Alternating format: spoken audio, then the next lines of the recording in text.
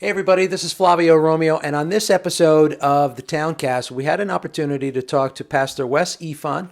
He's the new pastor at the First Reformed Church of Hawthorne. It's one of the oldest churches in the area.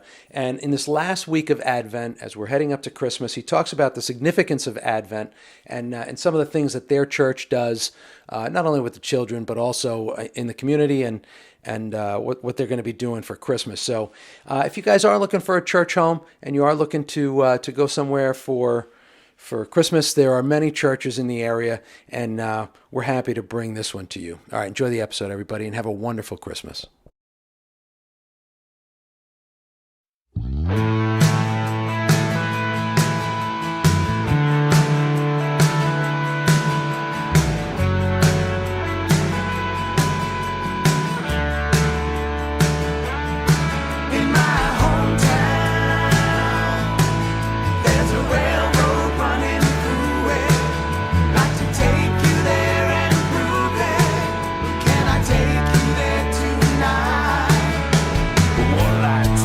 Here we are. We are in one of the oldest churches in this area. It's got to be one of the oldest churches, right? Absolutely. So we're in the First Reformed Church. It's on Lafayette Ave. I know you locals have driven past it 1,000 times. It's on Lafayette Ave, right next to St. Clement's, and it's been around since, was it 1873? Yeah. 1873. It's older than Hawthorne. 2000. So you guys know, 2023, Hawthorne celebrates their 125th birthday. And this church is older than that, right? So next year you'll be 150. Yeah, that's right. 150 years next year. Mm-hmm. Wow, are you guys doing anything special for 150? So it's something that's being discussed preliminarily, but we haven't put anything to paper just yet. But all right. Yeah. Well, I should introduce my guest. So this is Pastor Wes Ifan. It's Ifan. Ifan. Yeah. Pastor Wes Ifan, the pastor of First Reformed Church, and this is all new, right? It's very, very new. How long have you been pastor of the church? So officially pastoring the church since March of this year. March. So we're what? This is now month 8. Yeah, December. Yeah. So how's it been? I mean, is this your first pastoring gig? It is. It's the first time I'm pastoring a church. I honestly did not think when I was in seminary that I would be pastoring a church that soon after graduation. I only graduated in 2021. My thought was I was going to be, maybe working at another church, kind of, sowing my oats, learning the whole practice of it, and then, eventually. But no, God said, we're just going to throw you right into the deep end, and here you are. So God has a way of doing that to people. Absolutely. Yeah. So tell me a little bit about your background. Did you grow up in this area? Did not grow up in this area, no. Okay.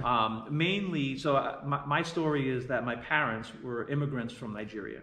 Oh wow! And they immigrated. So they were immigrants. Yes, they were immigrants. Immigrated from Nigeria to Wisconsin. My dad was going to school. Yeah, he have relatives in Wisconsin? No. How do you end up in Wisconsin? No relatives, no friends, nothing. And going from a warm climate to cold, big shock to the system. Not Florida? Yeah. I don't know. Well, Dad got into a program, a PhD program at the University of Wisconsin. So there they went, and so then they that must have been just culture shock and weather shock. Big time. My mother, she recalled the story. She told me, I didn't even have a jacket. I get off the plane and it's cold. I didn't even know. Well, who has a jacket in Nigeria? Yeah, there you go. So you feel the pain. Wow, that's crazy. So, and what year was that? That was in 1982? Wow. Yeah. So I was a baby. I was 10 months old when we got here. Oh, so you were born there? So I was born in Nigeria. Okay. Came here as an infant. And we were in Wisconsin for about 8 years, and then we moved to Jersey.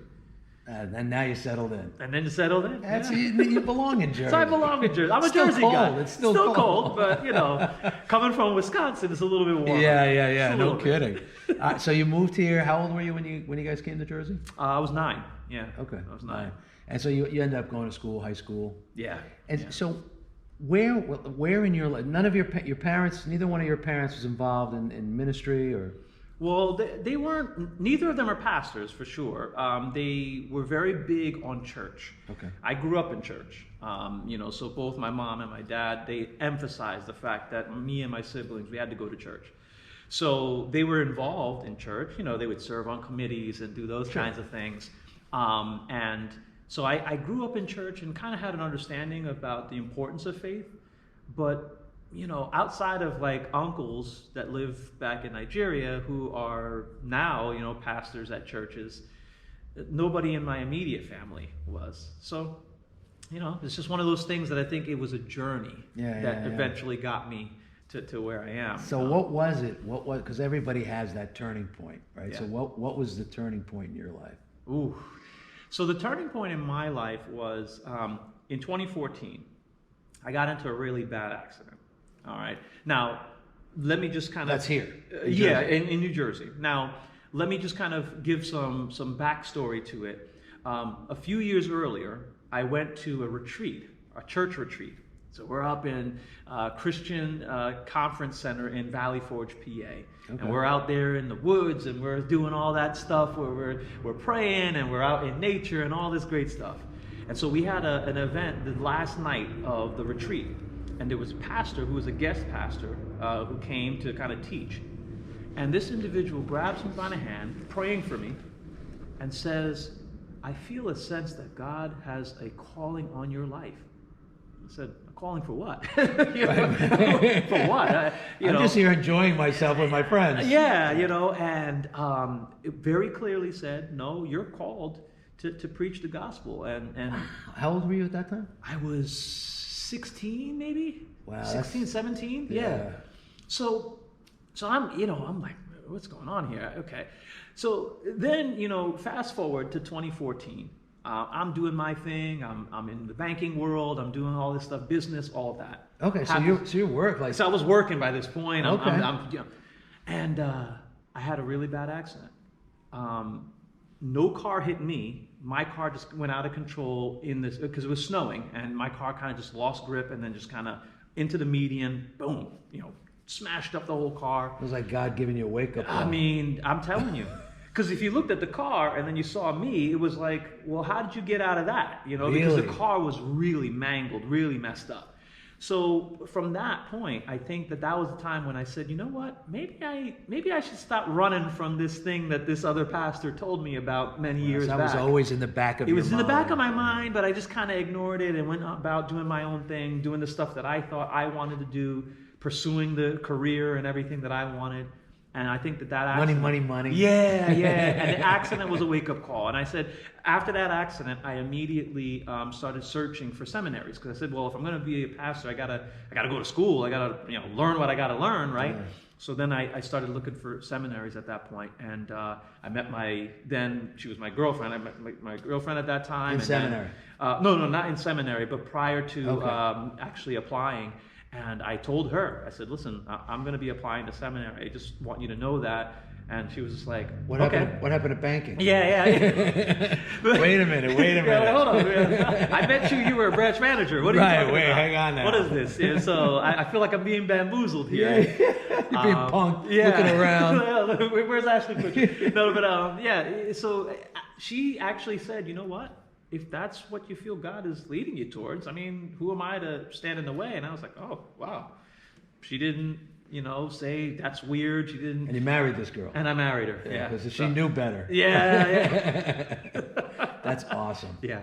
So, that's great. So that was it. That was it. And then once I applied, I got accepted to a couple places and then picked. Where'd you go? New Brunswick Theological Seminary. Nice. And how long is the process? Well, I was going part-time because I was working, and so it took me about 4 years, maybe 4.5 years to finish. And, but God said no more accidents because you're on the right path. There you go. So we don't need to shake things up a little bit. Absolutely. You obviously heard it from that. And I feel like in everybody's life, God gives you that one chance. It's like, this is going to happen now. Let's see what you do here. You can go this way, you can go this way. Right. That fork in the road moment. Right? Yeah, it is. It is that fork in the road moment. Yeah. Yeah, that's amazing. So 4 years in seminary, you're still working, and so this is all recent. Yeah. Very recent. You just got out last year. Yeah. And you're like, all right, so I'm just going to, look around. And Right. So what's the process once you exit seminary school, once you graduate? So what is the process? Do you intern, or how does that work? Well, they try to do internships while you're in your final year. Yeah, okay. So I ended up doing my internship at this church. Oh, really? Yeah. Okay. So I was here for about a year interning, and pretty much the process is that while you're interning, the seminary gives you certain metrics that they want you to work on. Outreach and mission work and administrative stuff, how to run the church, all those things. Yeah, they want you to learn all of that.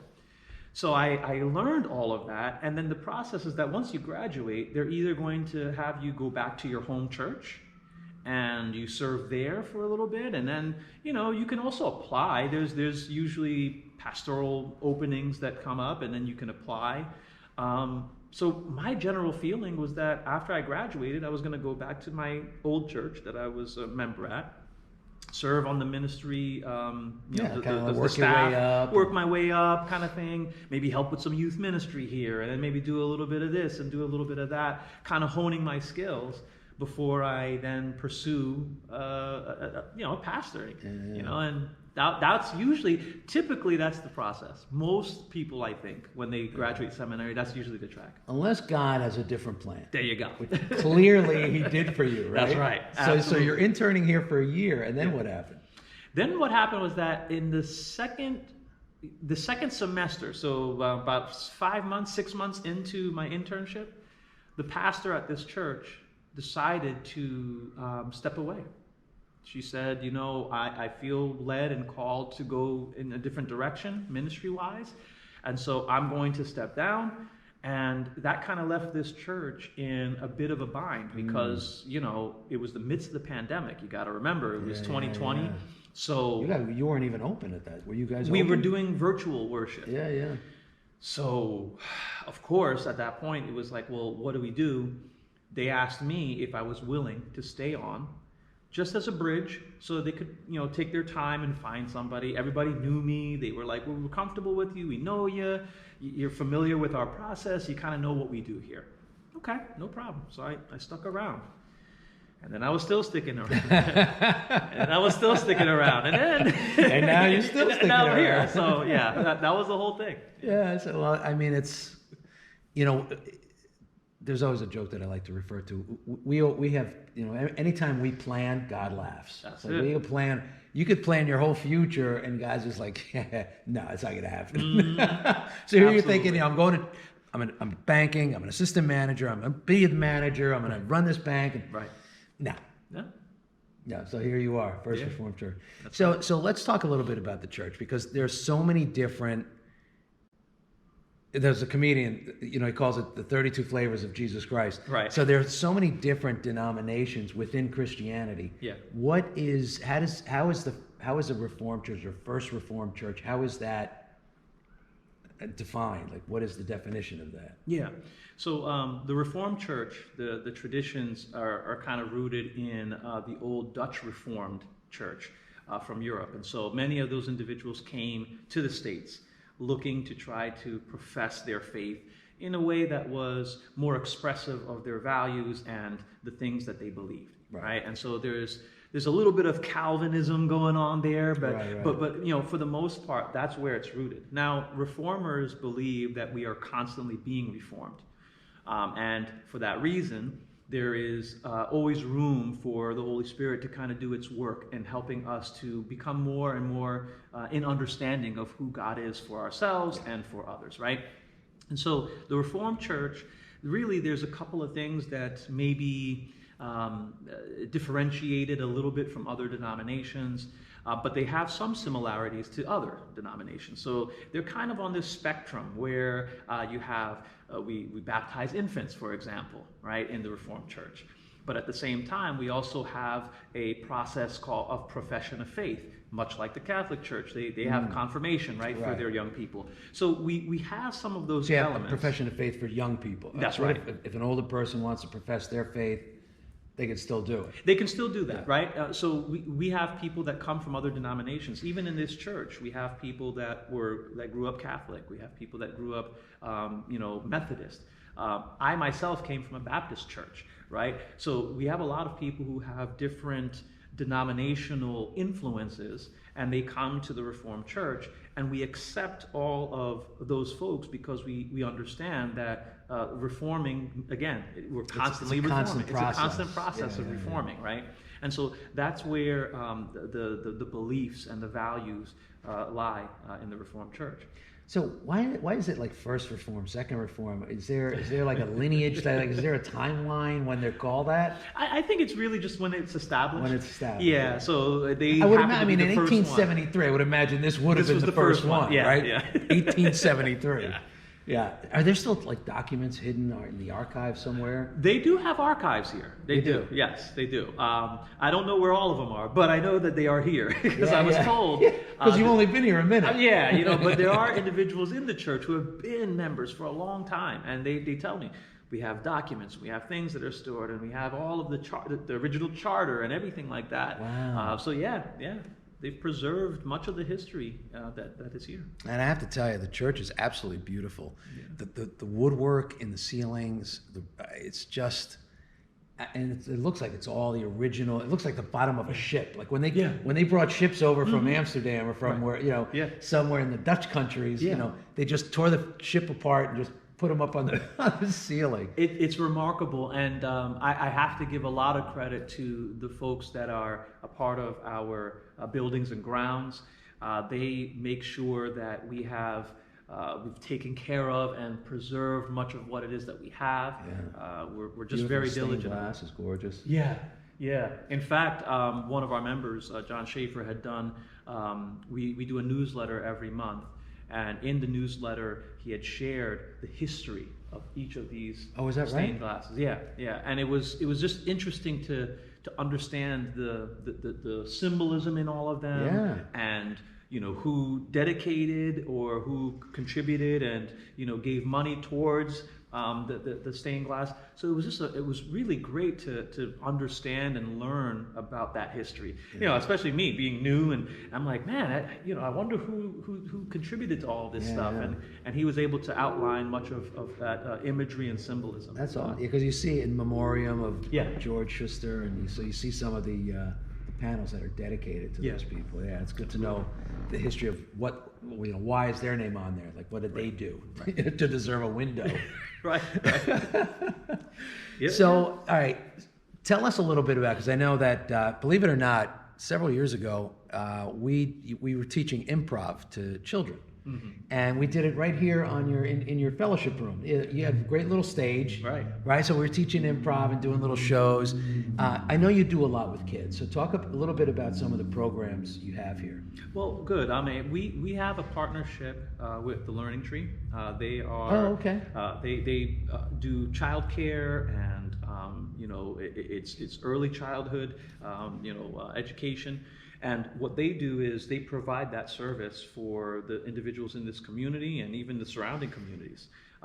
What they do also is they help to make sure that individuals who have children with special needs, that they have folks that are trained to be able to teach and to handle the responsibility that comes with special needs children. So you have that all here. It's all here. So that's one of the things that we're very proud of, that we have that partnership with them.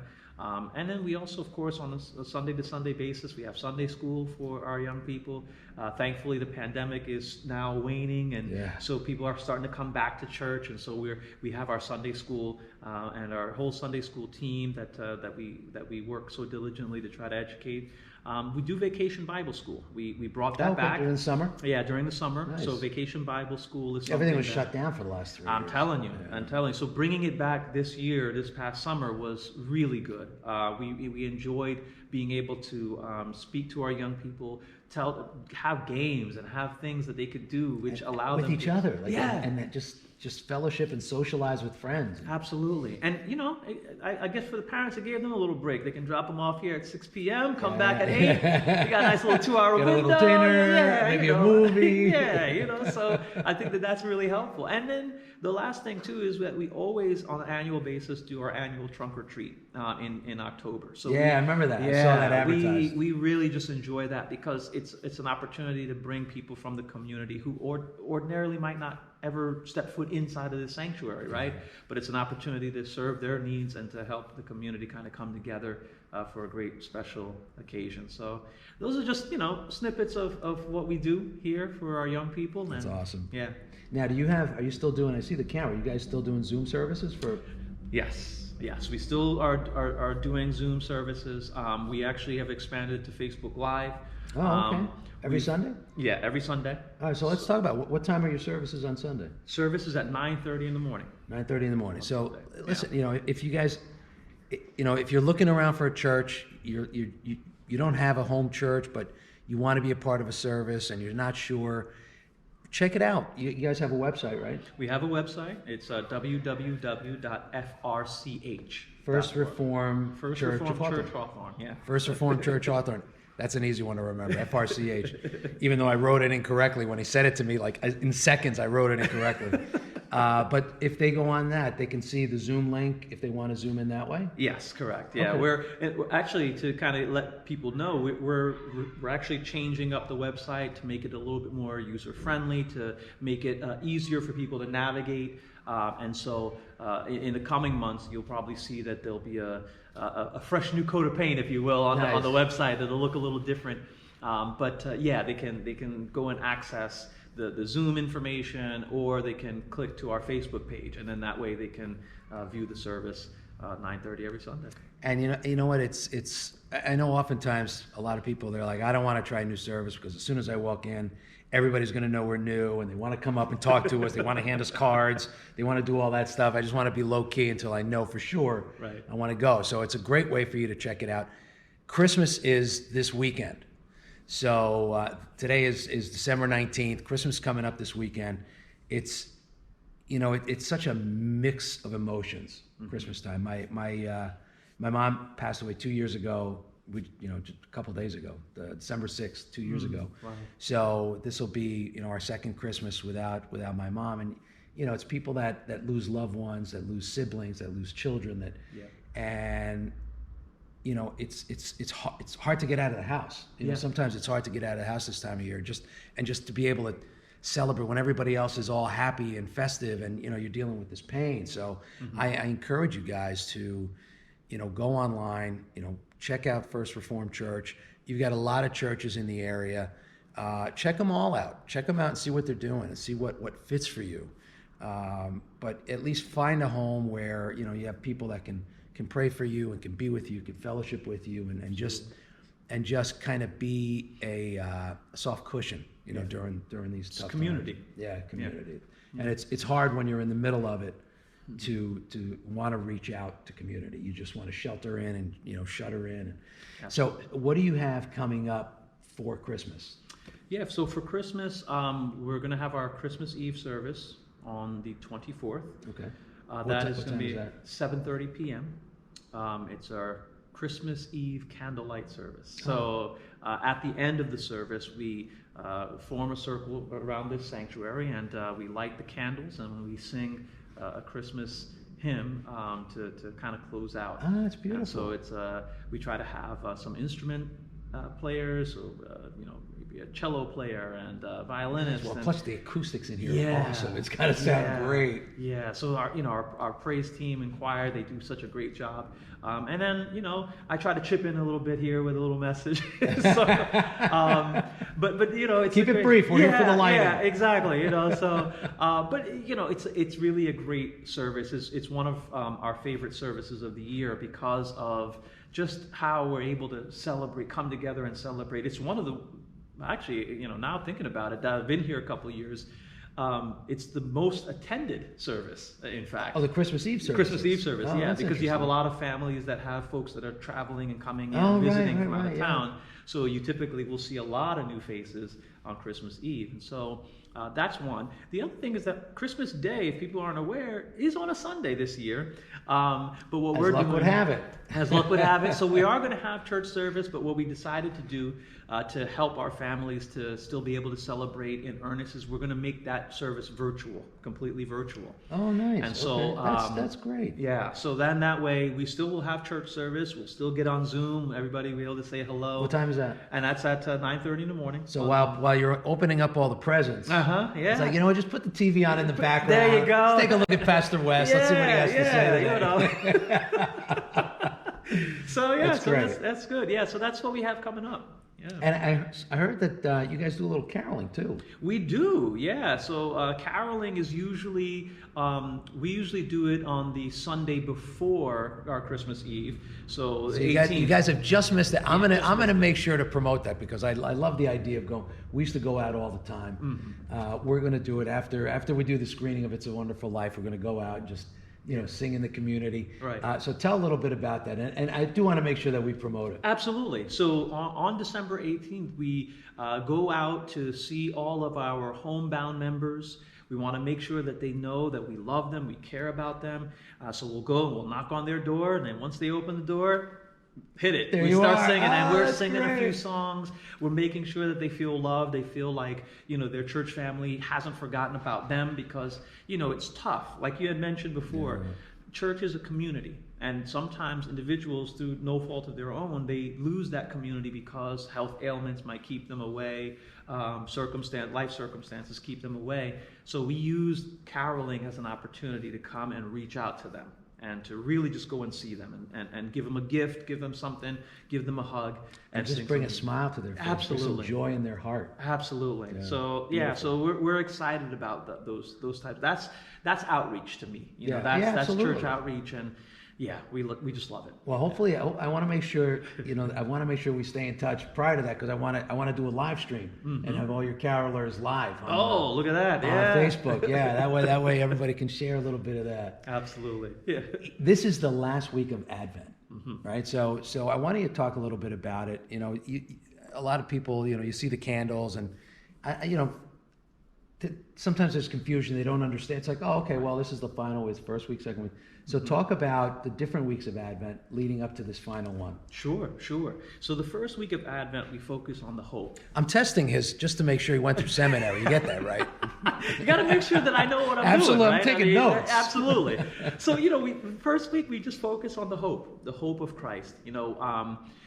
When we think about Christmas and we think about what it means and represents, Jesus was the hope of the world. The world can sometimes be a very hopeless time, but we have this hope that we find in Christ. So that's week one. Week two, we focus on the peace of Christ. And I also think about individuals who may have lost someone.